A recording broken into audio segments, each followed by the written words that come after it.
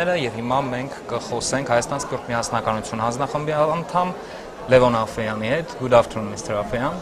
First of all, you can see here the zip version of Armenian people, of Armenia at all. Okay? What are your impressions? Very positive so far. I see a great need for people to get involved.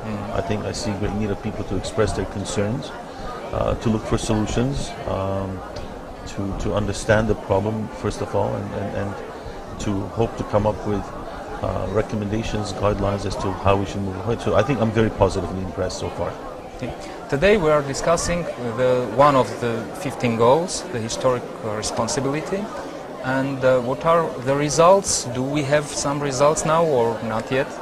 It's early for results. It's early. I'm involved in one of the tables as an expert, but the conversations are very lively, they're very engaging. I think some ideas are coming out that are making the others on the table interested in thinking and giving it more thought and forcing them to address issues that normally we take for granted. And then that's a very positive sign. And we'll see what happens in a few hours, I guess, as to what we come up with. Actually, we don't have a deepened culture of debating. So how the work is going on? Do they can debate? I must agree with you. As a diasporan Armenian, when we come here quite often, we do notice that there is a lack of debate. Yeah. There's a lot of discourse. There's many reasons for that. We can blame the Soviet culture of silence and etc. But nonetheless, it's never too late to change. Again, a democratic process involves discourse. It must be debated. It must be discussed, even if we don't agree with. And in fact, what better person to discuss something with than someone who doesn't agree with you? Well, that should be we the think person. That we are right, everyone else wrong, and we don't like debate, we don't like discuss anything. So this is also a huge problem for us because we are in crisis. Obviously, we have crisis, pan-Armenian crisis. So we are discussing solutions, right? Can we make some solutions without government? Is it possible? Or all solutions, everything that we're discussing here and define problems, we can do that with government, or should it do government itself? Yeah, it's a good question. You see, for me, coming from the West, government is the people. People elect governments. People put governments, and they mandate the government to do what collectively they desire. That's the concept of democracy. So when the government's in place, obviously it's their responsibility to do what they promised to do, which is why they were elected.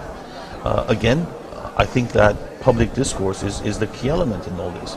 These discussions will eventually, if it becomes contagious, if the word goes out and people do start talking about it in coffee shops and on dinner tables and family gatherings, university schedules and public debates. Once that comes out, it becomes part of the social psyche, both in Armenia and in diaspora. Very importantly, both. These difficult times you're describing, it's very difficult for diasporans as well. Sure.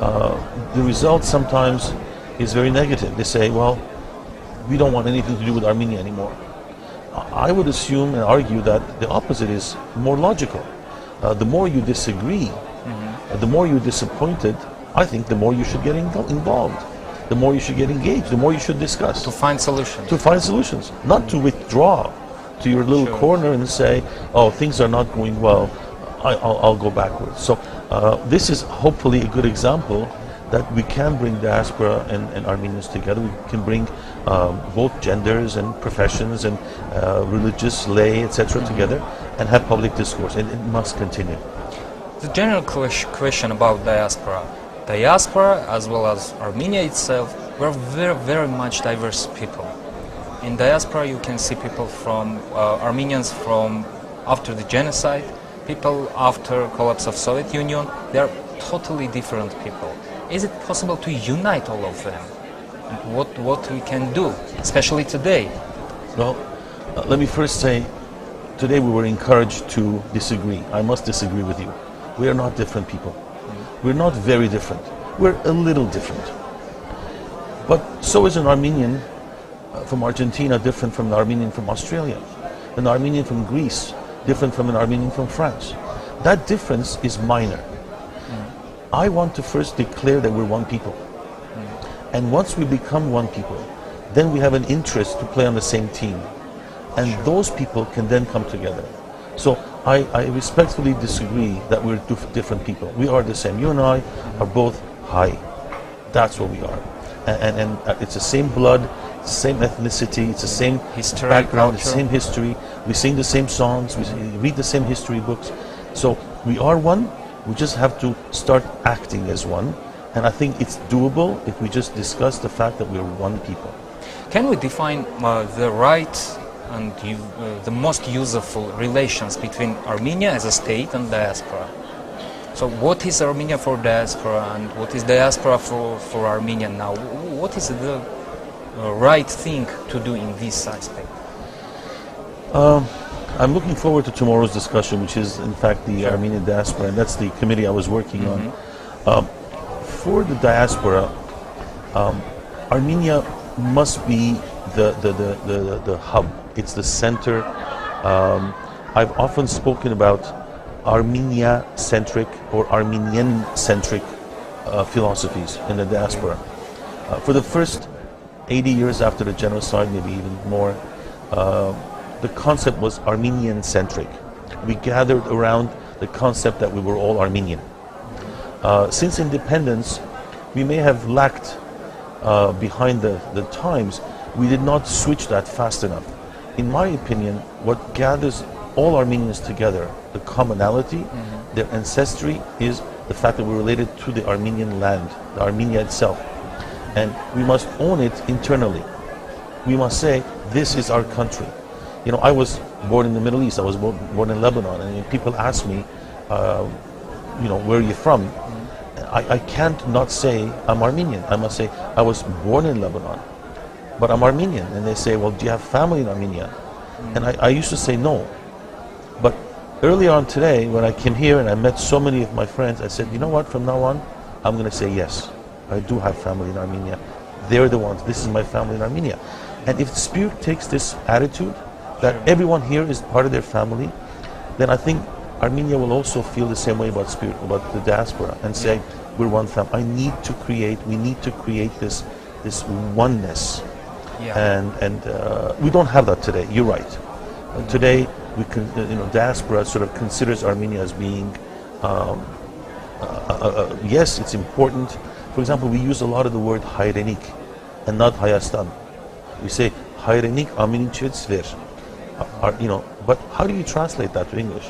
Why don't we say Hayastan Amininchets ver, right? So that's what we have to do. Because we used to live without state. Perhaps, yes. And this is what, once diaspora gets their act right and starts looking at Armenia saying, with all its deficiencies, with all its problems, it is after all what makes us Armenian. So how to define the most important scope of being Armenian, of the most important thing that can unite Armenia and diaspora together? Is it possible to define some sort of, I don't know, language or Artsakh or genocide issue? Years ago, we had a conference in Montreal. We called it the definition of the global Armenian. There was a lot of talk about global Armenians, and so I decided to ask about 60, 70 university graduates, Armenian origin, or some others, how do you define the global Armenian? Is there a possibility that we put together one sentence that defines an Armenian, that anyone in the world will read that and say, yep, that's me. Can we make that definition? We worked the whole day on that. It was difficult. Heavy discussion about culture, language, tradition, customs, religion. And at the bottom line, at the end of the day, the most common attachment was Armenia. Yeah. The attachment to Armenia was the primary item which was common denominator in all the discussions. Nobody could say, I mean, when they said religion, they said Christianity, Apostolic Church, and there was someone who said, what about Armenians who are atheists? Well, that's true. What about Armenians who have converted to Islam? So what about Armenians who don't speak Armenian? What about Armenians who have mixed marriages and the cultures are mixed? So everything was diluted at the end, except for their attachment to Armenia. So I think the uniting force for all Armenians around the world, again, will have to be Armenia. And that's why I'm here. Mr. Afen, thank you very much for your interest. You're welcome. It's a pleasure speaking with you. Thank you very much.